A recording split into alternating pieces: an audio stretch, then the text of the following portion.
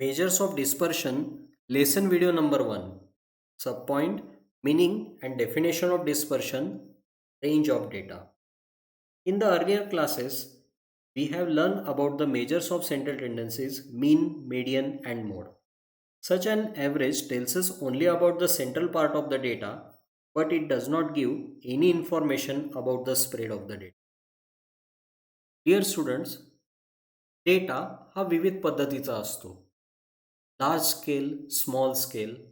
For example, cricketer याने एका वर्षामध्ये केलेल्या धावा अथवा आय पी एल सीझनमध्ये बॉलरने घेतलेल्या wickets.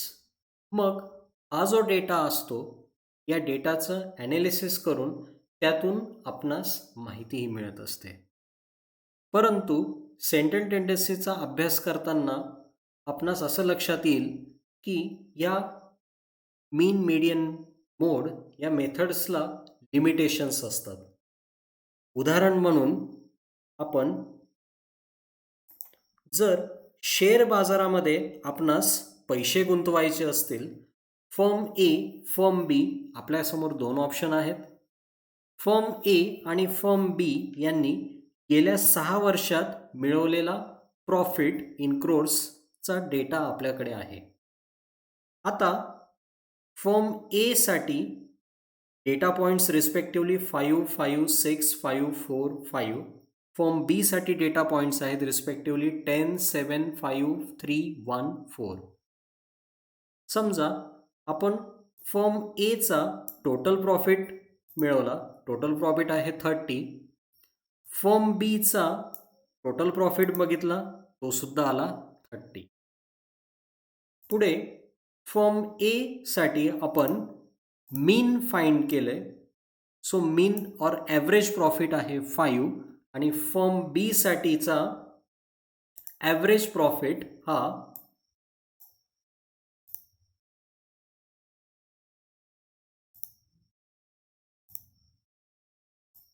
Average profit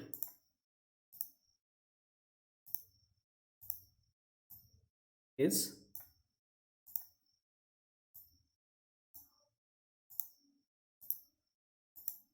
for average profit for the firm B is also 5.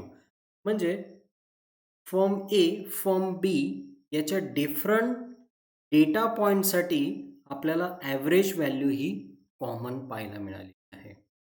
मग अशा केसमध्ये समजा या डेटा पॉईंटचं ग्राफिकल रिप्रेझेंटेशन आपण बघितलं. फर्म ए साठीच्या डेटा पॉईंटचं ग्राफिकल रिप्रेझेंटेशन डॉट पॉईंट्सच्या सहाय्याने आपण बघू शकतात की minimum value for the first data is 4.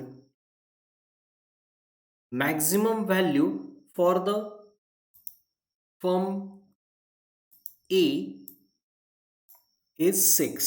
तुम्ही बघू शकता along the x axis maximum point data point value आहे 6, मिनिमम डेटा पॉईंट व्हॅल्यू आहे 4 आणि 5 हा जो डेटा पॉईंट आहे 4 टाइम्स तुम्हाला रिपीट झालेला दिसतो आहे. ठीक आहे. मग 4 to 6 या बिटवीन डेटा हा कॉन्सन्ट्रेटेड स्वरूपात तुम्हाला पाहायला मिळतो. तेच फर्म बी साठीचे ग्राफिकल रिप्रेझेंटेशन ज्यावेळेस आपण या ठिकाणी बघणार, तर minimum value for the firm B is 1 and maximum value for the firm B is 10. Along the x-axis बघा की first data point हा 1 10 च्या along last data point. तो 1 to 10 first firm साठीचे ग्राफिकल रिप्रेझेंटेशन हे 4 to 6च्या बिटवीन होतं. तेच second फॉर्मसाठीचं graphical representation हे 1 to 10. म्हणजे हा जो डेटा आहे हा डिस्पर्स असलेला दिसतो. फर्म ए साठीचा डेटा हा कॉन्सन्ट्रेटेड स्वरूपात होता, तर फर्म बी साठीचा डेटा हा डिस्पर्स स्वरूपात आहे. सो कॉन्सन्ट्रेटेड स्वरूपात असलेला डेटा हा मोर कन्सिस्टंट असतो. तर मोर कन्सिस्टंट परफॉर्मन्स देणाऱ्या कंपनीची नक्कीच और फर्मची नक्कीच आपण निवड ही करणार. तर आपण आपल्या पहिल्या पॉईंटकडे आज जाणार आहोत. Definition of dispersion. The degree to which numerical data tends to spread about an average value is called variation or dispersion the data. Measures of dispersion. Following measures of dispersion are the commonly used: range, variance and standard deviation.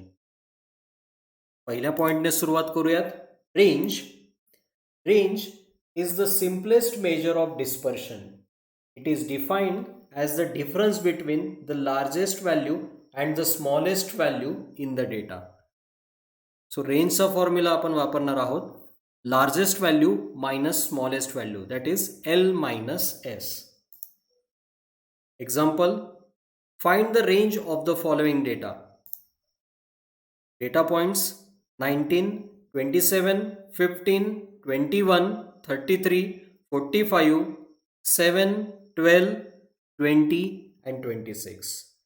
या data पॉइंट्समधून largest value 45, smallest value 7.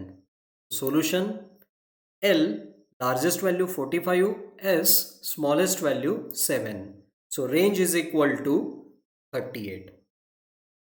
तर आपण या ठिकाणी range ही concept समजून घेतलेली आहे. Uses of range. It is used in stock market. It is used in calculations of mean temperature of a certain place. पुढल्या सेशनमध्ये आपण व्हॅरियन्स अँड स्टँडर्ड डेव्हिएशन बद्दल जाणून घेणार आहोत.